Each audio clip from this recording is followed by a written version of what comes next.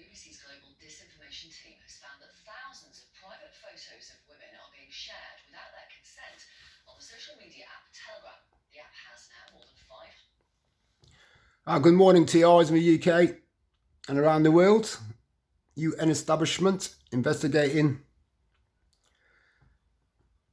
agencies that investigating targets and crimes, and NHS England and my local council establishment, local police force, and any Tom, Dick, Harry and Sally who's listening on stalking duty, doing shifts on overt and covert espionage, targeting me, my mother and my brother in 3 separate surveillance operations.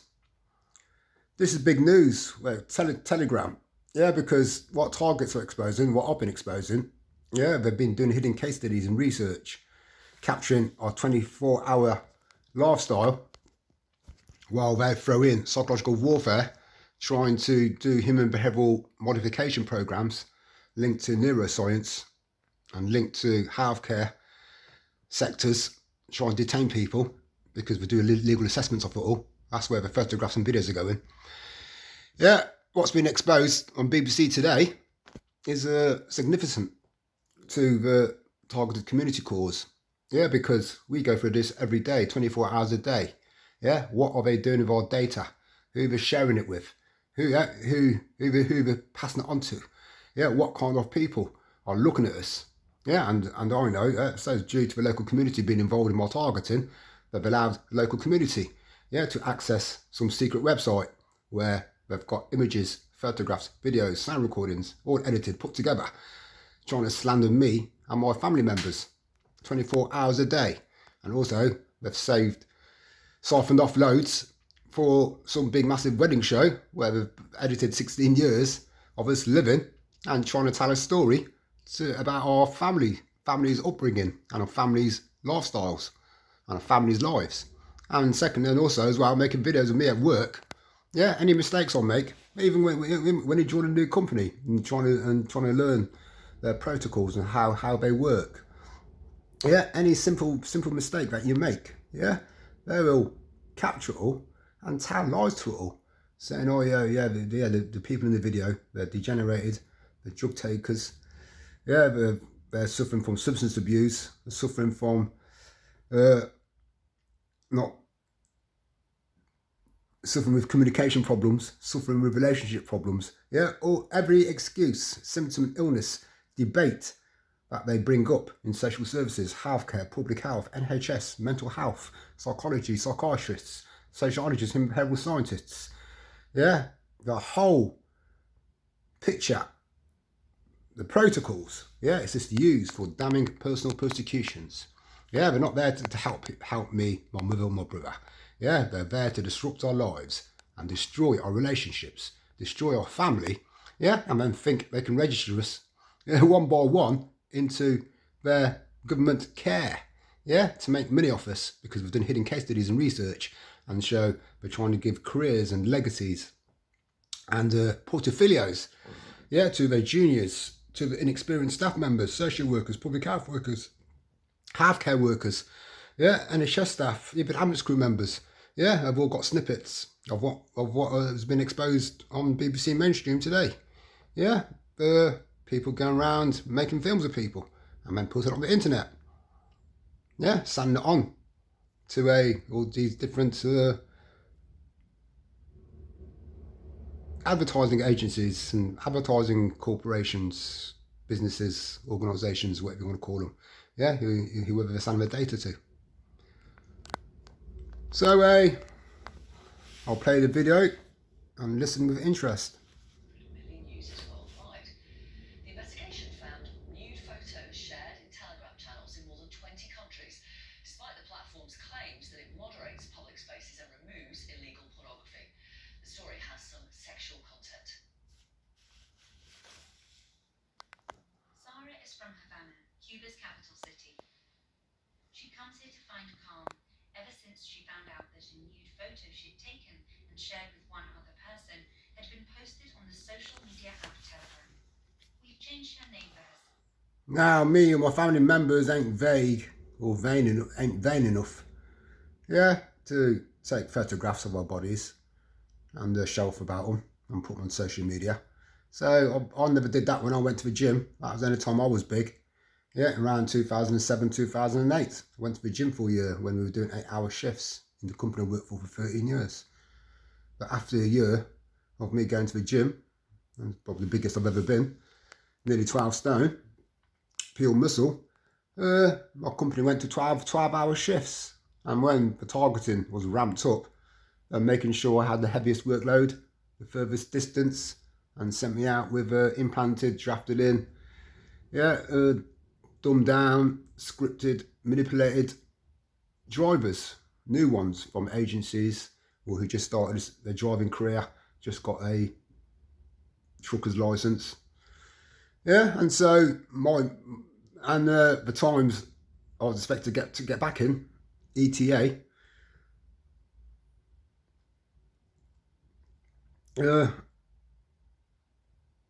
they were always behind because they made sure I had a hard day every day. I says with me, I should have left that company a long time ago, but at the time I thought, I only live around the corner, right should I get driven out by a bit of workplace bullying. Eventually I thought it stopped. So that's the years went by. I just carried on working there. But anyway, so that's what they did, and they're taking photographs every day. Yeah, they were taking videos every day, and also feeding in the times due to infiltrating the works area, and the management and the supervisors and co-workers were in on it.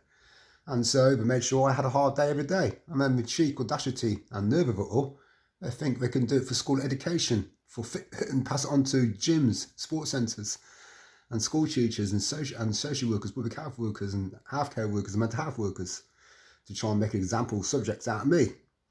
Yet, if I didn't, even though it's nothing to do with them, what I do in my works area, that's where I lasted 13 years, because they couldn't do nothing, because the job I did was better than average. Otherwise, I wouldn't have lasted there for 13 years. So everyone realised the lies they're putting, on their media platform, whatever it is, on the secret website, on the dark web, or on hidden somewhere, and also with the sector workers. They're all compulsive liars. They've got no authority, to tamper and to try and get people the sack. So that's why, eventually when I got sacked from there, it was all socially engineered because the CCTV went missing. And so, I couldn't use, so that was my one evidence was to use the CCTV. But while I was suspended, while I was off, it went missing. Surprise, surprise. All traits and hallmarks are targeted. Also, you can see at the bottom, the little text has come up at the bottom of the BBC News. In Wales, they're trialling out the social credit score system, offering $1,600 a month to healthcare leavers. She doesn't know for sure how it ended up in a group with 18,000 followers, many of whom are from her neighbourhood, and may all have seen her naked. I saw super vulgar comments about how hot I was, asking if there were more photos of me. Sarah reported the picture of her to Telegram, but got no response. Okay, they watch me sleeping every day, using thermology, infrared, ultrasound. And they've seen me having sex or being aroused in 16 years. It's just all part of human nature. But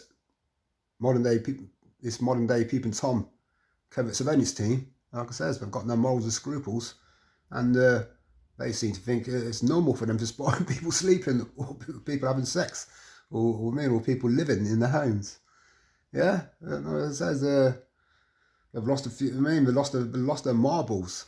If they think, they can get away with what I am exposing, and think, they can show it at the wedding, or think they can show it on their media platform they've sustained for 16 years, aided and abetted by rogue government servants.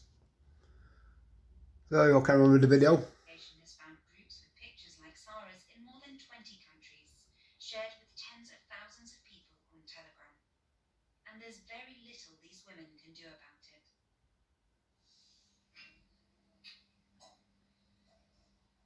Nigar is from Azerbaijan, but she now lives in exile. Her brother has a YouTube channel where he openly criticizes Azerbaijan's president. That made Nigar a target. My mom started crying and told me, "There is a video. It was sent to me." I was devastated, absolutely devastated. The videos showed Nigar and her husband having sex. They were posted in a Telegram group with over 40,000 members. She says she was secretly filmed to blackmail her brother. The group that posted footage of Nigar has since been shut down. But this kind of action from the platform is rare, as we found out for ourselves. We reported 100 images as porn to Telegram. 1 month later, 96 images were still there. Telegram did not agree to an interview, and their statement didn't refer to our findings. They insist they have teams who proactively monitor public spaces. But as the platform continues to grow, there are fears that more women could be targeted and their bodies and lives exposed. Hannah Gelbart, BBC News. Yeah, and so, yeah, this is what targeted individuals have been exposing over the decades and generations. Yeah, modern day Peeping Tom covert surveillance operations, where they've got the technological advances to spy on people using see-through raw technology to watch people in their homes, in every room, in every nook and cranny, under the duvets. Yeah, and when they're in shopping malls, in shopping centres, in shops, or in their works areas. Yeah, they can video, photograph and sound record every movement, every sound, every communication, every activity. Yeah, the target does. And this is what I'm exposing.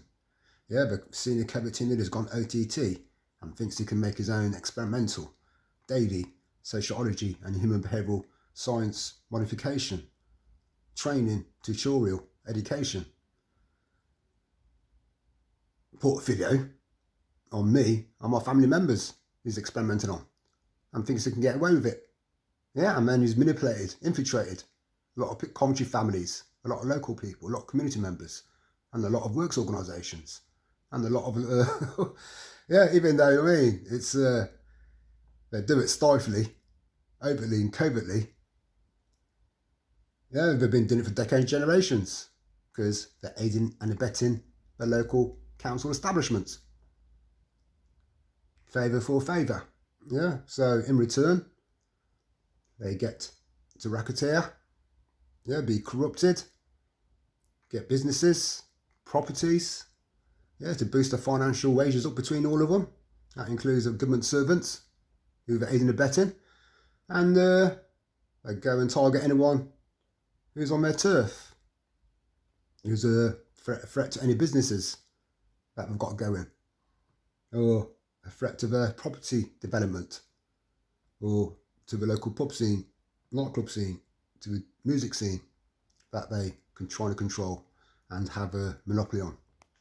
And so, yeah, that's why there says there's a lot of local families, local people who were incriminated and are part of this targeting community, which is cultured and tradition for the senior retired ones and the older ones. Yeah, whether the government servants network and part of a local community network. And so, yeah, and that's how it's working. Yeah, and that's how we're all prospering, because they're closing other businesses down and making sure their people get the right occupations, right positions, while they target people they fell out with, or court cases didn't go their way, or people would just pick at random, yeah, or by the local community members who know the local scene, pub scene, club scene, or social scene, now social media scene. Yeah, and anyone they agree on, they will list. And if they can get to their family members their will as well, and they'll try and destroy that family. And this is what we've been doing for decades and generations. It's so obvious. Because, I mean, they ain't just done it before. I mean, me and my family ain't the first targets in Coventry. Yeah, the elders have done it all before. That's how the elders have got experiences. That's how the elders are trained. That's how the elders can get all the younger generation. Yeah, 20-year-olds, 30-year-olds, 40-year-olds, 50-year-olds. Yeah, to run around and experience it themselves. And if it ain't stopped, they'll carry on year after year, targeting other people. And get to the root of it all. I said it's all evil, criminal practices to sabotage people's lives and try and break people down and put them through crises, and then using the community as a kangaroo court system to all agree to get them out of the picture, get them out of the way and detain them. Yeah, and register them into the mental health or elderly care home system. And so, yeah, it's a way of getting rid of people. And like I said, it's all evil because it's slow death. Anything that gets forced into people's bodies ain't for the good, it's all for the bad. And that's what the sectors are about, yeah? Forcing people on drugs. They call medication, but they are drugs because they're psychoactive. Got psychoactive ingredients in them, especially the psychotropic medication, psychotropic drugs that we use in these depot injections. And when they're misdiagnosed the targets, yeah, the pre-planned, premeditated, pre-conspired personal persecution is to dumb down brain damage and vegetate the target into silence, especially when targets are speaking out. And so that's where I am. Yeah, I'll carry on exposing it all because I've targeted all my family members. And so I have to carry on fighting the power, the abusing and authority power. So everybody digest it all, psychoanalyse it all. I'm just trying to think of anything else to say. I've done 3 videos that I was going to post over the last couple of nights, but I decided not to. Trying not to rant and rage or shout or anger, which I never really am at the moment because I know what the program's about. But it can be falsely assessed, falsely compulsive lying statements and comments because the trolls linked to the sectors, linked to the abusing authority, private detectives, overt and covert operators network I'm exposing, the modern day Peep and Tom gang. Yeah, they're trying my YouTube channel and think they can use eye looks, facial looks, expressions, sound, the tone of my voice in my videos, and anything I say, think they can use it against us. But like I put a disclaimer in, yeah, I know what they're doing, and they're wasting their time, they're wasting expenses, they're wasting their manpower, and they're wasting their resources. But like I said, they abuse authority, and they've listed us illegally and corruptly, and they're criminal practicing, and I don't want to give up. So we're carrying on. So another day at the office, another day, another dollar at work in a few hours, 3 hours. Well, I'll be leaving to go to work, but don't start till the afternoon. And the COVID abusers are still at it. And so TIs, as I said, it's all coming out in the mainstream media. We have to try and use some of it against them because it's all linked to what we have been exposing. So everybody digest it all, psychoanalyse it all, and have a good day. Over and out.